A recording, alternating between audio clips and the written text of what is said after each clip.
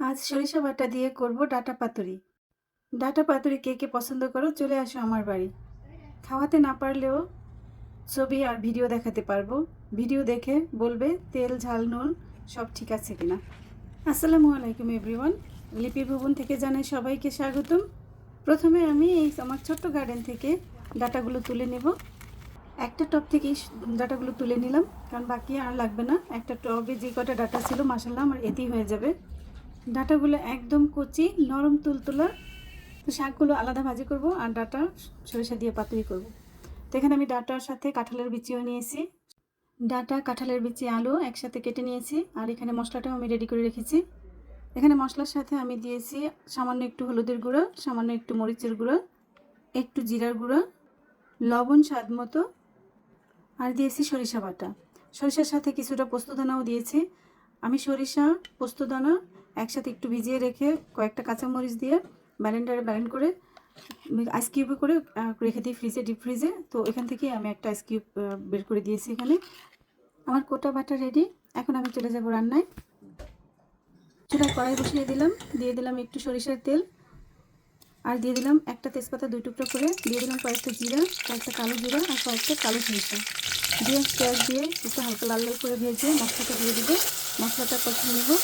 মশলা তেল উঠে আসলে আমি ডাঁটাগুলো আগে দিয়ে দিলাম।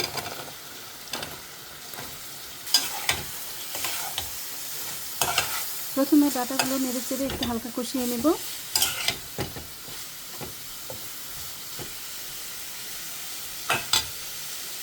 মশলার বাটিতে একটু ধুয়ে পানি দিয়ে দিলাম।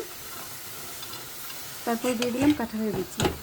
কাঁঠালের বিচিগুলো আমি আগের থেকে একটু ভাপ দিয়ে নিয়েছিলাম, কারণ কাঁঠালের বিচিটা ডাঁটার সাথে সিদ্ধ হতে সময় লাগবে।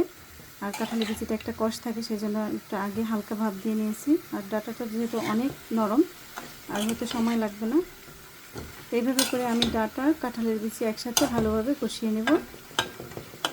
তো একটু ঢাকনা দিয়ে দিব। ঢাকনা দিয়ে দিলে তরকারি একটু তাড়াতাড়ি নরম হয়ে যায়। আমি বেশিক্ষণ রাখিনি ঢাকনা দিয়ে, আর একদম নরমও হয়ে গেছে। তো এই পর্যায়ে আমি আলুটা দিয়ে দেবো, কারণ আলুটা তাড়াতাড়ি দিলে নরম হয়ে যায়। এই জন্য আমি আলুটা একটু শেষে দিই। তো আমি সামান্য পানিও দিয়ে দিলাম এর সাথে। যেহেতু পাতুরি খুব বেশি ঝোল দিব না, একটু মাখা মাখা থাকবে। তো এই তো আমার একটু ঢাকনা দিয়ে দিছি সবগুলো তরকারি যাতে একসাথে একে অপরের সাথে মিলে যায়। আর তরকারিটাও হয়ে গেছে। এখন দিয়ে দিলাম কাঁচামরিচ কয়েকটা। ঝালটা যার যার পরিমাণ মতো দিবে, কারণ কেউ ঝাল একটু পাতুরিতে বেশি খায়। আর আমার যেহেতু ছেলে খাবে, এই জন্য ঝালটা একটু কম দিয়েছি। আর আমার আলু, কাঁঠালের বিচি, ডাঁটা সব কিছু একদম সুন্দরভাবে সিদ্ধ হয়ে গেছে, নরম হয়ে গেছে। পুরে দিয়ে দিলাম ধনিয়া পাতা। ধনিয়া পাতাটা আমার গার্ডেনের ডাঁটা এবং ধনিয়া পাতা। মাঝে মাঝে আলুটাও আমার গার্ডেনের থাকে, তবে আজকে ছিল না। আজকের আলুটা আমার কেনা আলু ছিল। আমার রান্না হয়ে গেছে। কেমন হয়েছে রান্নাটা দেখে বলো, তেল ঝাল নুন সব ঠিক আছে কিনা। আমি খেয়ে বলবো কেমন মজা হয়েছে। আসলে এই ধরনের তরকারি রান্না করতে যেমন ভালো লাগে, আর খেতে তো অসাধারণ লাগে। আমার কাছে দারুণ ভালো লাগে। তোমাদের কার কাছে কেমন লাগে কমেন্ট করে জানাবে। আর লিপি ভুবনের পাশে থাকবে। সবাইকে আজকের মতো এখানেই বিদায়। আল্লাহ হাফেজ।